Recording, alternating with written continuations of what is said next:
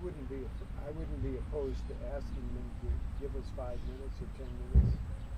Oh, I would rather not. Okay.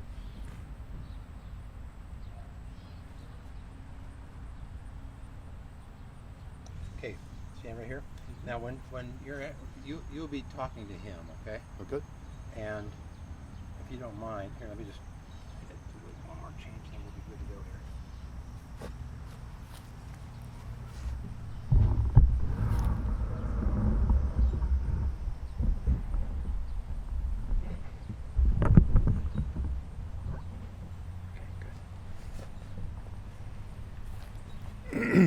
Just, if you don't mind, we're rolling, so just always talk to him to Ward. Okay. Please just start. If you could just start about just the thing that we talked about at lunch, about how you got started with tillers, your background that led to becoming part of tillers. Okay. Okay. Anytime you're ready. All right. I had been working with the Delaware State Parks as a maintenance technician for a few years, and some friends of the family. When some friends of the family got hold of Tiller's class catalog for 2003, thought that would be the perfect place for me to go, and I agreed. Very shortly thereafter, I was the first intern at the new site. So, if you would just, can you talk about what it was like when you first started working at Tillers? Like, where were they at in their own development of the new site? What were you involved in helping with? Okay. So the new site had the house and 2 garages and very little else on it. Sorry, we'll have to wait for that truck. I'm sorry.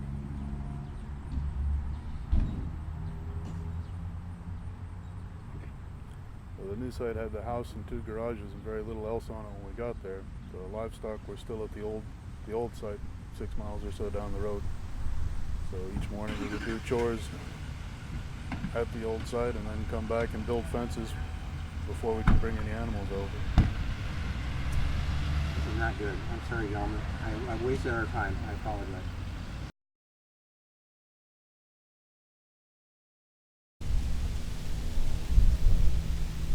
Wait for the pain to go past, so it'll be good.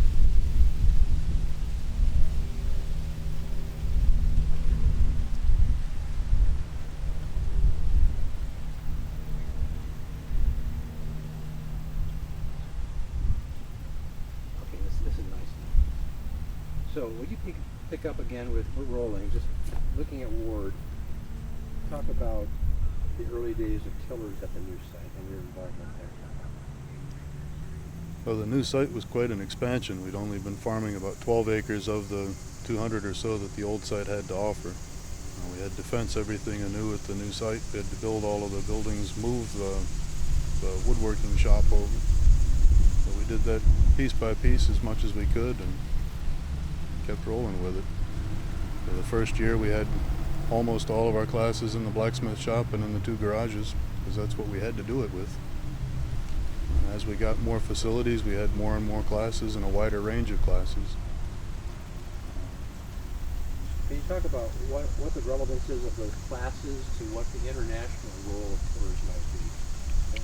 Something like the blacksmithing classes or some of the woodworking classes are very useful for training either international collaborators or staff who come over to visit us, or Americans who might go abroad to work in international development. But they've got a better sense of what can and can't be done with various methods of working steel or wood, how they might go about choosing what materials to use, what designs they might use, what the limitations of any of these practices might be. Things that aren't generally taught in the trade schools at this point. They're a little more traditional, a little more ambiguous, or a little more ethereal than that. When tillers moved to the new site, how far into the international work were they by that time? They had been doing international work quite a bit in very small increments. So typically, say 1 to 3 week interactions in Uganda, Nicaragua, Honduras. I can't remember which other ones they had been working with at that point. But it typically was a very specific, very short-term involvement, whereas by 2009 we had expanded to having a relatively permanent presence on the ground internationally. What was the way that tillers was able to uniquely link to what the needs were for the individual countries that they would go into? How did that marriage of what Tillers is with the uniqueness of that country, how did that happen? A part of the uniqueness of our approach is that we actually ask the farmers what it is that they see as the major constraint. Once we've spoken with the farmers, we may approach, say, extension agents or others who are aware of other constraints. Then we look back at the history of agriculture here in the U.S. and in Europe, and we find that there were tools made for one particular soil type or one particular application that are very different from one region to the next. Hold on, I'm sorry. Okay, please hold on to that thought. Truck on the road. Okay. Can you start that over, please? Looking at him. But we're different in our approach in that we start by asking the farmers and going on to ask, say, extension agents or others who are keenly aware of the farmer's actual situation on the ground, what their constraints and bottlenecks are, what they want to help with the most. And then we're able to look back at historic tool development both here and in Europe and find that there were in fact very distinct tools made for different soil types, different climate types, whatever other change there might have been to that cropping system. So following that pattern, we can look back and try to determine that this region may need a very different tool from the region next door, or maybe it needs only a very slight change from the region next door. And what is so relevant about finding that area, that gap? Like, how can that possibly make a large difference to the people that you're working with in those countries? Like, why is Tillers doing this, finding that unique space to fill? But to give you a specific example from our most recent work in Burkina Faso, the weeding tools that were available were fairly inefficient. They were leaving trash between the weeding shovels, so they weren't getting very good coverage of the field. They were a very high draft, or they were requiring a lot of work from the animals. And the result wasn't a very good kill of the weeds. They were being rolled and they were allowed to reincorporate. So by looking at that problem and adding some different sweeps, a different shovel portion onto this weeder, we were able to increase the coverage at the same time as reducing the amount of power needed to pull it and getting a more effective kill, all of which makes a very inexpensive, very simple tool truly a replacement for hand power, hand labor. So we were able to get a lot of 9 to 14-year-old girls out of the field, replaced with animal power, by making a very inexpensive modification. What kind of cultural barriers do you find in working with people in these individual countries? They're more or less the same cultural barriers as we find with trying to work with anybody in the U.S. Everybody's more comfortable speaking with people they're more familiar with, and it's not uncommon to find that farmers are reluctant to tell you that a tool doesn't work because they don't want to refuse a gift, or that they'll tell you it doesn't work without having tried it because it looks so much like something that didn't work before.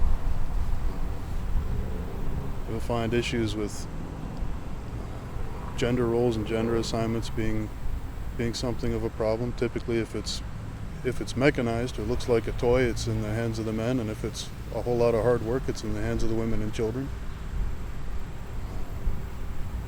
You'd mentioned to me when we were in Burkina Faso about how important it is to realize how risk-averse people are. And can you explain what you meant by that and why they are so risk-averse? Their margins are very, very thin, so the risk of a small mistake in your cropping system causing you to get, say, 5 or 10% less return on that maize crop is a very real detriment to any development. If you lose that 5 or 10%, you're going to be hungry for 5 or 10% of the year, or you won't have the money to send children to school, to buy new clothing for the children.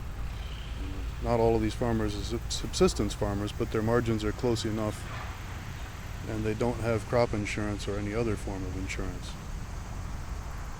Pulling on that particular point, could you talk about the kinds of things that are lacking in underdeveloped these countries such as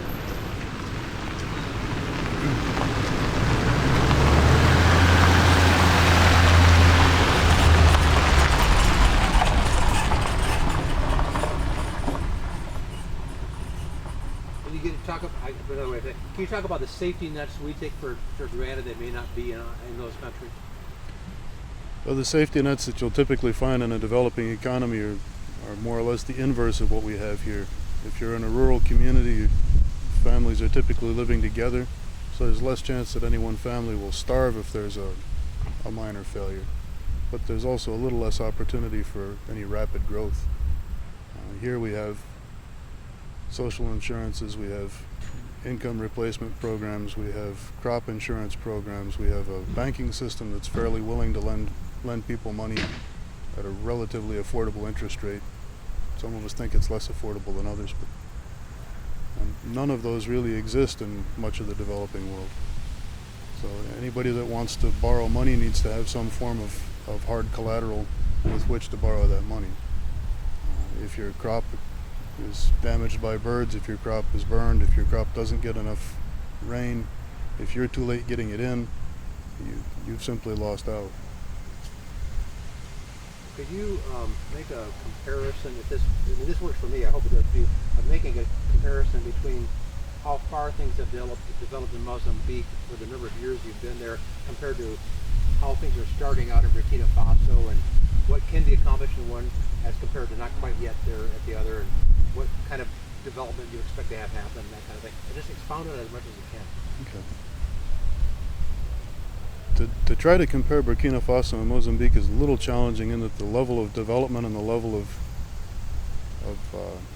skills and government assistance is so profoundly different from one to the other, and the climates are quite a bit different from one to the other. So, for example, in Burkina Faso we found blacksmiths who are incredibly highly skilled and very good at a range of metalworking skills, not just forge work with hot metal, but also sheet metal work, foundry work, and so on. In Mozambique, I'm sure they're there, but we haven't found as many of them. They tend to be more cut and weld type fabricators. Mozambique doesn't have quite the severe, well, the region of Mozambique where we're working isn't quite as severely dry as much of Burkina Faso is. So there's less impetus to push conservation agriculture technologies specifically than there is in Burkina Faso, where the drought has been a significant problem for farmers directly, not just a perceived problem. We've been able to train a great many more farmers in Mozambique because that program was structured to train a lot of people. There was a lot of funding to train a lot of people. But we were starting with fairly basic animal power training, whereas in Burkina Faso we're working with farmers who are at a slightly higher level of development to begin with. Not that there aren't extremely poor farmers who don't have that, but working with the university system has got us in at a higher level of development to begin with there. In both countries, the farmers in the rural communities are exceedingly receptive and pleasant to work with. The Burkinabe government and political structures have been very welcoming and friendly, which is a nice change from some other countries. Could you also pull on the same kind of string regarding talking about Madagascar a little bit, please? Well, Madagascar is another country that uses quite a lot of animal power for transportation and cart work, some animal power in the rice paddy and irrigation building. So we've been doing some tool building with another much larger partner there. There's some question as to whether the tools that we brought are truly appropriate, so we're reevaluating that, trying to make them lighter, less expensive, more multi-purpose as we progress through this project. And it's challenging to innovate on the fly at that rate of speed, but that's sort of what we have to do, and that's been one of our strong suits as an organization, being able to take that input from farmers and create a new or a significantly modified tool at the end of the day. One of the things I was able to be around was the distinct difference in the way animals are treated by the farmers compared to how some of the people at the university are training animals and getting them. Can you talk about that acclimation, about a different approach toward how to treat animals as a part of the whole matter of the whole mechanization and all that? Well, we start with a concept of low stress animal training as a core of having well-behaved animals who will be predictable and well-behaved in the future. There's a lot of animal power that's being done with nose ropes and other fairly aggressive restraints, which gets compliance right now, but it doesn't get compliance when the animal's figured out that they're away from you. And the result of that is often animals being asked to do more than they're physically capable of doing. So they may be plowing for a longer day than they're really able to do successfully, or weeding with an inefficiently designed weeder. And that excess strain causes them to wander side to side, to do things inaccurately, to become upset about it. Just like if we ask any of us to work right through lunch with a shovel, we're going to give you lesser results by the end of the day, and probably complain quite a bit about it. And we found that if we work with the animals in a more calming way, approach them first, get them acclimated to us, get us acclimated to them, we can build some sense of trust between us. And the communication has to be a little more precise for that to work well. But at that point, the animal is able to tell us when it's tired, when it's having some other problem.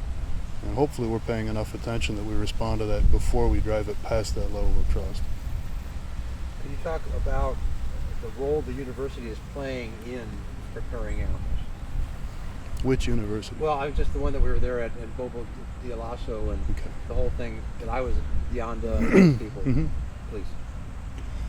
So the Université Polytechnique de Bobo Dioulasso, our partner university in Bobo Dioulasso, has purchased 6 animals to be used as ox teams at the 2 training sites.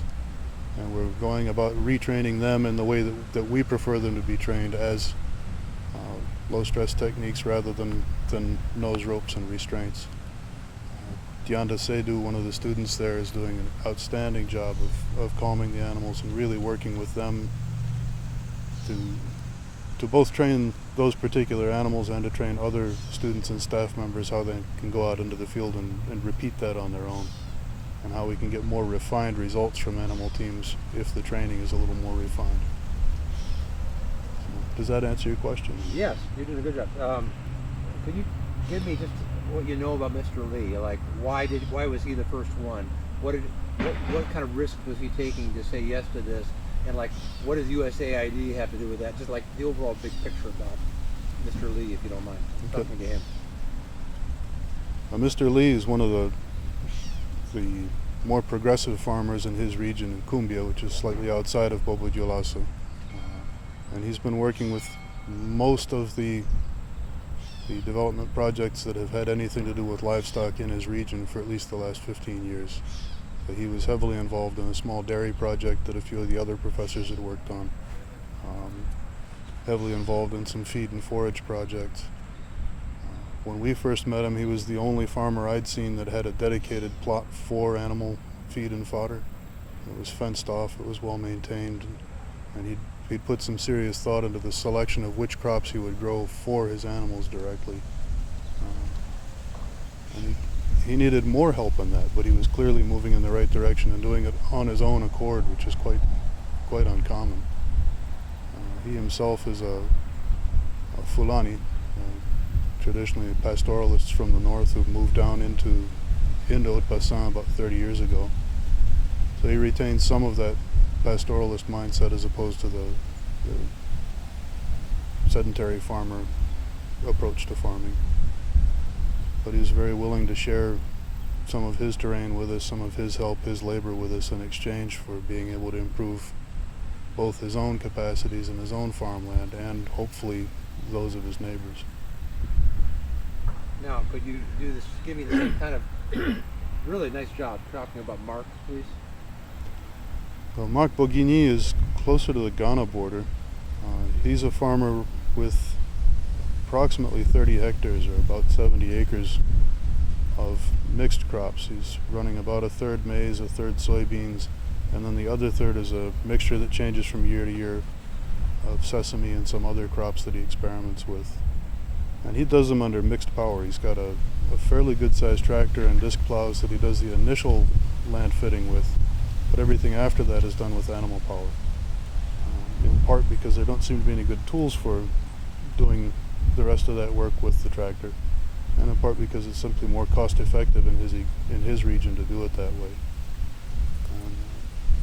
He similarly is a very, very highly skilled, very ambitious farmer. Has a huge tract of land for his region, and he's enlisting the help of his local extension agents to do 2-acre test plots and micro-dosing with fertilizer and doing several other things that are really much more scientific than we often find with a small-scale farmer, and show a willingness to take a minor risk in order to get a fairly major gain. And his fields are impeccably clean and very, very healthy. So clearly he's doing something right. And so he will be one of the farmers next year to more thoroughly test the planter and the weeder and some of the other tools that we're making now with UPB. And would you talk about how you hope that what you're doing with Mr. Lee and with Mark can lead toward there being a buying in by the surrounding farmers? How does that take place? Well, we typically find that if the lead farmers who are both growing a beautiful crop, and it's clear that they're getting some decent wealth out of that, but also respected for having done so in the past, adopt the technology, the farmers next door will be looking over the fence wondering how they can get that technology. It may take a while to trickle down to the smallest farmers and the poorest farmers, but the more it's been tested and proven by the middle range, and the more skill and capacity there is for diagnosing small problems in the system, repairing small problems with the equipment, sourcing any materials that may be needed at that mid-range where the farmers do have some economic flexibility, the more lasting that impact is at the lower range. Could you talk about the average profit of a farmer in Burkina Faso? I was hearing $1 a day as an average, but is that... A dollar a day is not an uncommon figure to be tossed around. I'm not entirely sure how accurate it is, because you have to figure in the labor of all of the children, and there are often multiple wives in these families. There are often multiple families working on one larger farm. They're trying to divide out what a farmer's profits are by individual is quite challenging, but they clearly are not generally profiting in excess of a few $1,000s in a year, and that would be a very wealthy farmer really capitalizing on livestock sales mostly. Well, using that thought, could you kind of therefore pull on the issue of how that affects what they can afford as far as buying equipment or investing in mechanization, and how tillers helps with that concept? Mm-hmm. But to be able to purchase a tool that costs, say, $250, there are maize planters available there with gearboxes made in Mali that are reasonably good tools. They can be improved and be made much, much better. But the cost of that tool is comparable to 500 days of labor for a neighboring teenager. So you have to be doing either quite a large scale or very, very sure that this tool is going to be the tool you want well into the future to invest against that kind of a known cost. And if that tool fails, there's no way to recoup the losses on it, and there doesn't seem to be much of a way to fix it unless we've worked with the local artisans. Now, so where we're looking at some of the failures of these seeders in particular is that the seed plates, for example, have flaws. We can work with artisans to learn how to fix that particular part and make the original tool work better, so they can bring some that are in disuse now back into the field, and they can do that very inexpensively. We're also working with artisans to build a different design that doesn't involve the expensive gearbox, so the total cost of the unit comes down. But what's most important here is working with these same blacksmiths and other metal workers so that they understand why the tool does or doesn't work, and they in fact are the extension agents. They in fact are the agricultural engineers who are interacting with the farmers at the end of the day. The farmers could conceivably call me, but they can't afford that kind of credit on a cell phone. They more likely will call the blacksmith that they bought it from. So the more that we can work at a scale that the blacksmiths are equipped to do the repairs, to do the initial work, and to do the diagnostics on, the more efficiently they can maintain all this equipment in the field. So, two questions. how do you attract that local artisan, that local blacksmith to buy into this approach? And secondly, how do you provide the resources to that person to become that local representation of knowledge and problem resolution? How do you do that? The easiest way that I've seen to get an artisan to buy in is to take him out in the field and prove it. So if we can take a tool like the weeder that we've redesigned the sweeps for out into the field, and the artisans can see that the animals are having less of a struggle to pull this thing, it's covering more of the field and the weeds are being cleared better, they can look at that and they can immediately understand that their customers would be happier with that product. Once we've demonstrated that, then we've begun to build some confidence in them that they can seek some training with us or with somebody else to do a better job of diagnosing why the field tillage tools work or don't work, why any other practice works or doesn't work. That's great. Can you? This is really good. I mean, I'm getting great stuff here. I think you probably think I'm asking relevant questions, right? They seem to be. Yeah, but could you talk about Tim and what he brings to the ideas of innovation and documenting technology advancements and that sort of a thing? Tim Harrigan, who's also one of our board members, is an ag extension agent and professor for MSU, Michigan State University. He's been involved in animal power for longer than I've known him, and has had some really well-trained teams. One of the early things that he was doing with tillers was trying to document draft requirements, or the amount of power required to move a tool across a surface, by using a GPS system and a pull meter. What we found early on with his experiments was that the type of wheel that you use, for example, makes a large difference. Not just the diameter, but whether it's a steel wheel with a rim or a pneumatic tire on a steel wheel, a wooden wheel, etc., etc. So he's been very good at bringing a little more scientific rigor in, and not just a lot of MacGyvering of tools and pieces. So on this last trip, we had a new GPS tracking device prototyped by another friend of ours that we were testing out, that allowed us to track the pitch and the roll, the GPS position, and the amount of force required, consistently recorded to a computer. And so with that, Tim and others are able to look at the data as it comes out at the end of the day and demonstrate exactly how much improvement there really was. Not just that there was improvement, but that, for example, with these weeding sweeps, we've reduced the amount of power required to pull it by 20%. Can you turn that into talking about the animal for me a little bit? It's not exactly a direct inverse relation, but essentially if the animal is asking 20% less power per footstep, you can get 20% more footsteps. But even if we don't think of it in terms of more hours per day or more acres per day, we get generally more control through the whole time. An animal that's working within his comfort level is going to work a longer day more comfortably with fewer issues. I'm just totally changing the focus of this now. What do you find to be the most challenging in your work?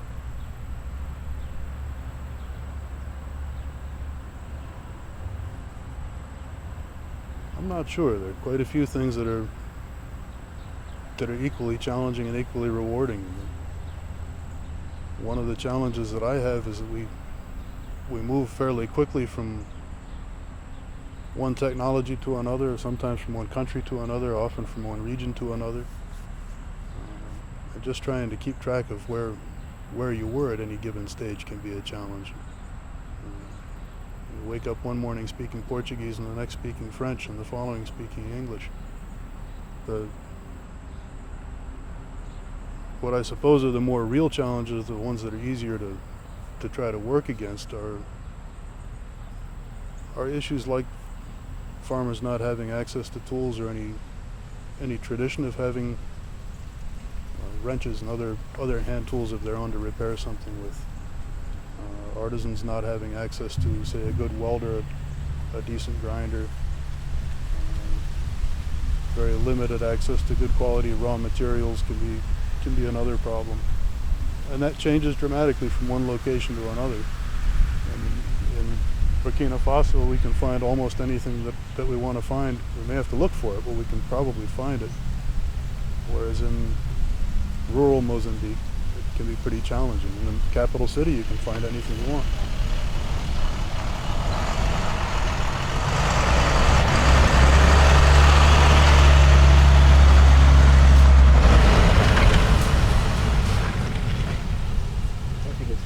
I think a good example of that was when I was there, the time you spent trying to find flat washers one day. Mm-hmm. You just talked about what the process was of finding some flat washers.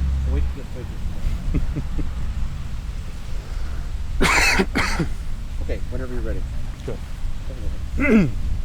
So often trying to find something that we would think of as being an immediately common, obvious, everyday material is not there. So you mentioned flat washers being a hard thing to find. To find flat washers in Cumbia, we had to go to 2 different roadside markets. We found them, but we couldn't find any that were an appropriate size. So then we had to go to yet another roadside market. And when we found them there, they were exorbitantly priced because they saw that brand new shiny Toyota pickup truck we rolled in. If we had gone back to the larger city, we could have bought them in boxes at a fair price in Burkina Faso. Other things, we wanted some plate glass to use as a flattening surface behind sandpaper. And in the US, we wouldn't think anything of this, but in Burkina Faso, there aren't that many people who have glass in their windows. So window glass is an uncommon thing and a little harder to track down. And again, we had to go to 3 different markets and finally had to buy some in one of the larger cities to have a piece that we liked.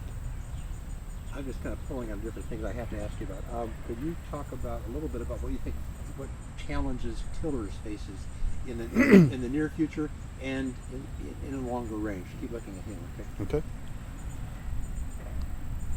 So,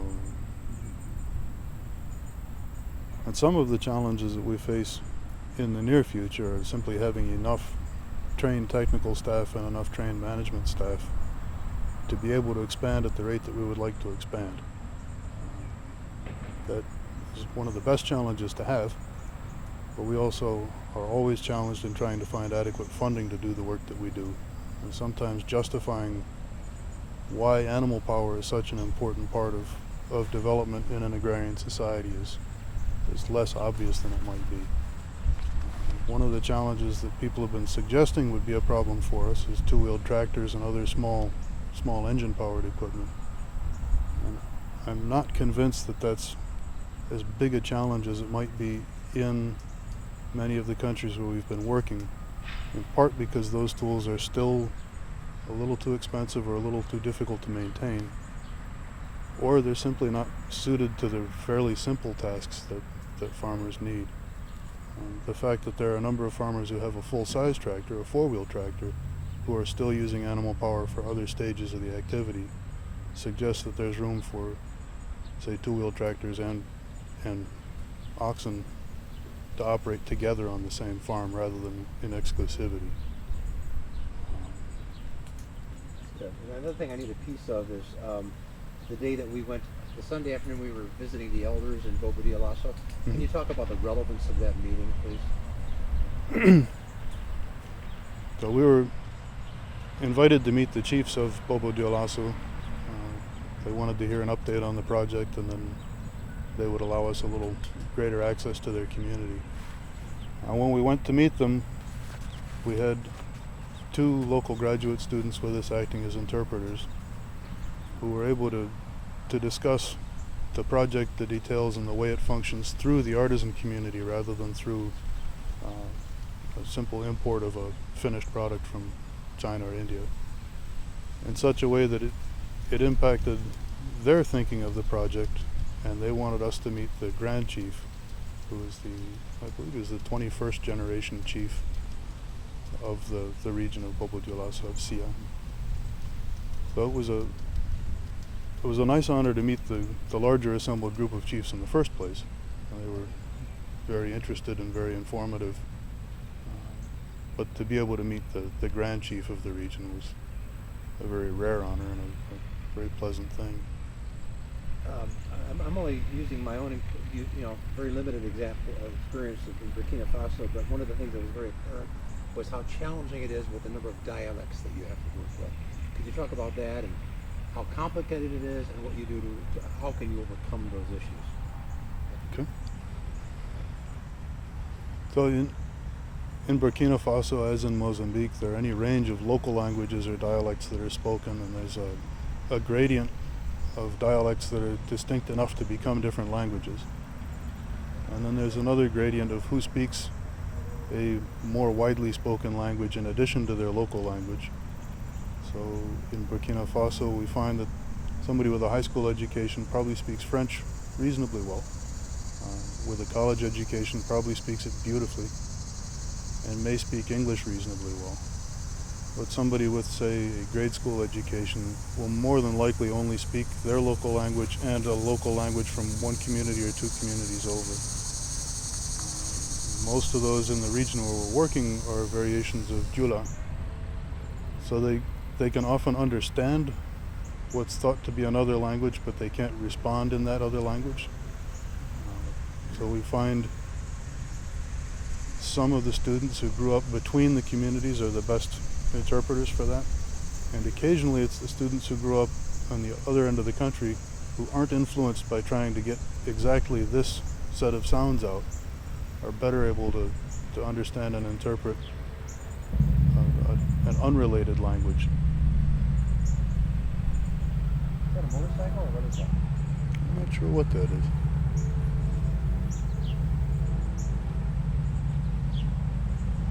Whatever it is, it's very loud in here.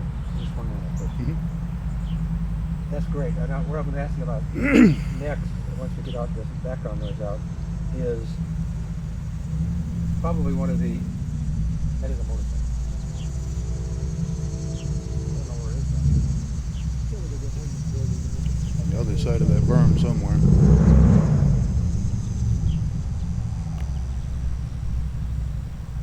Hopefully he's leaving and not gonna get ready to work on it.